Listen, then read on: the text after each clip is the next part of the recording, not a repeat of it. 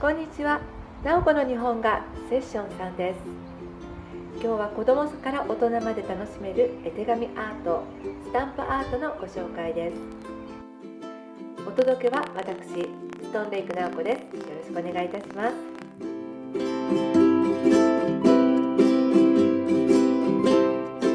はい、前回セッション2ではレモンの切り口を使ってお筆を使った絵手紙でしたね。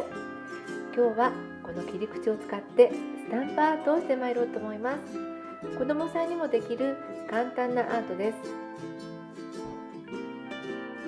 今回私はレモンがございましたのでレモンでスタンプをするのですが、小さいお子様なんかにはちょっと大きいかもしれませんので、お家にあるお野菜や果物、小さめのものなどを使ってみてくださいね。それではまずお道具のご説明です。一番最初に絵の具、そして2番目にテンペラペイント、そして3番目にアクリルペイントを使ってまいります。お家にあるものを使って紙もご用意なさってください。スタンプにするものは先ほどのようなものがなくてもお家にあるもので大丈夫ですので、楽しんでいきましょう。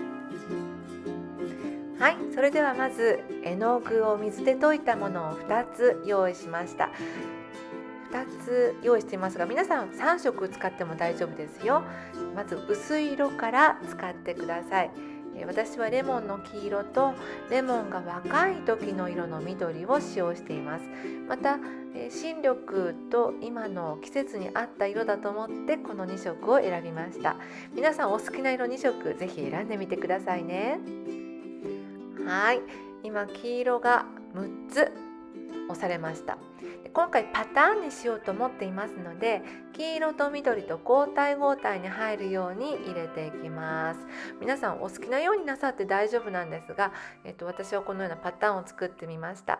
で、色は必ず薄いものから濃いものを使うというふうに手紙ではされているように思います。はい、で真ん中が空いてしまったので今から埋めていきます。はい、これから空いたところ真ん中に緑を入れていってパターンを作ります。そしてこちらちょっと水の量が多くなってしまいましたので、ペーパータオルなどで拭き取るという作業をしますね。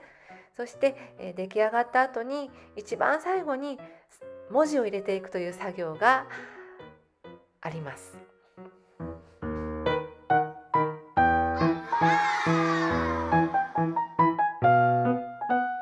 はい、それでは先ほど出来上がったものはちょっと横に置いといて、これからお見せするのは、画線紙という違った紙にスタンプをしてまいります。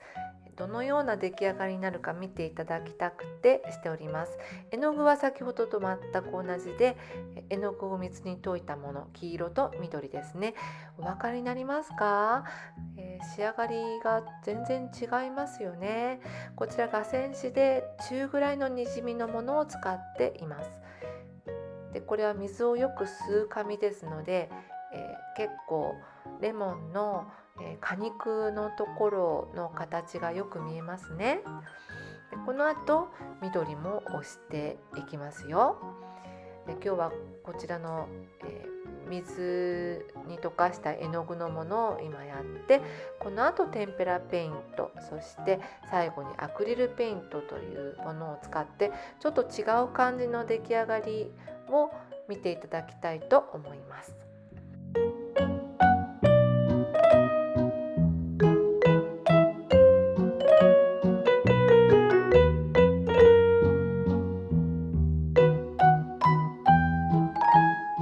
はい、で最後に軽く緑を入れていっていますね。わかりますかね。こう見た感じ、こうちょっとじわーっとにじむ感じですね。これが画線紙の素晴らしいところで、絵手紙を書くときにもこれとても重宝する紙でございます。はい、出来上がりました。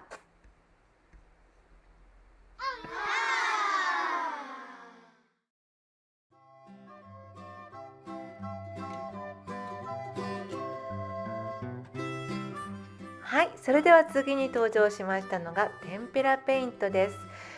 こちらはですね、うちの寺子屋幼稚園の方で一番使うペイントになるのですが、ちょっと薄めの、でもテキスチャーがちょっと出る感じの素材となっています。でこれペッタンペッタンちょっと粘りがあるのでね、子どもたちもペイントをするのはこれでするとちょっと手応えがある感じで面白いようですね。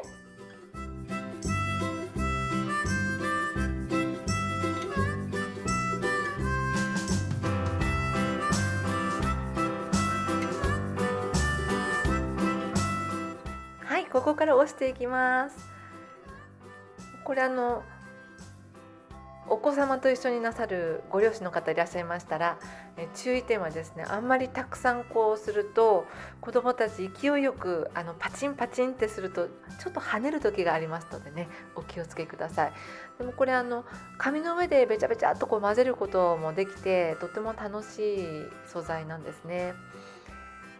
で、お分かりになりますかね。先ほどの絵の具とはまたちょっと違ったテキスチャーになりますね。これまた楽しい感じですよ。はい、黄色と緑のしましま模様のように今なってきました。そしてね、レモンの切り口がちょっと形が残る感じで出来上がってると思いますね。でこの隙間のところにもうちょっとパターンが欲しいので、端っこにも、打ち始めています。これしましまになるように出来上がってきましたね。皆さんも好きな感じに作ってみてください。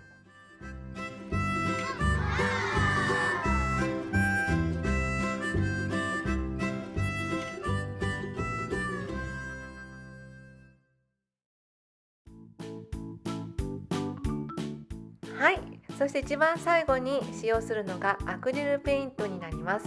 こちらもね、黄色と緑で作ってまいりますが、今日一番濃い色になりますかね。こちらが一番アクリルペイントというのがはっきりした感じで厚みのある感じに出来上がると思います。わかりますかね。紙の上にちょっとデコボコ感が出てきますね。で一番お色目もしっかりした感じでできるんじゃないでしょうか。今日は絵の具とテンペラペイントとアクリルを使ってご紹介しているスタンプアート。これスタンプアートでパターンアートを作っています。でこの後ですね、引き続き乾いてから一番最後にメッセージを入れていくという作業を、私は今日は毛筆の筆を使って一文字大きいのを書くというのを後ほどお見せしますので、皆さんもですね、絵手紙っていうことで絵と手紙と一緒になっているこのアートですね、最後にメッセージを書いてみてくださいね。はい、黄色が終わりましたので次から緑、黄色と緑をちょっと混ぜて黄緑色を作っています。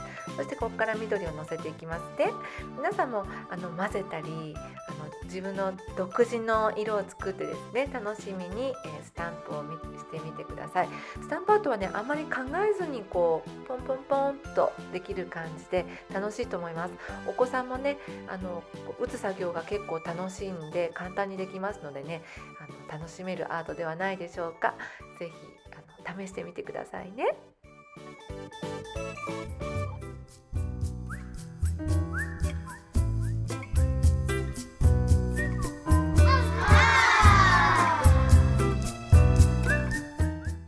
はい、今日は水彩絵の具やテンペラペイント、そしてアクリルペイントを使ってスタンプアートの絵手紙をしてまいりました。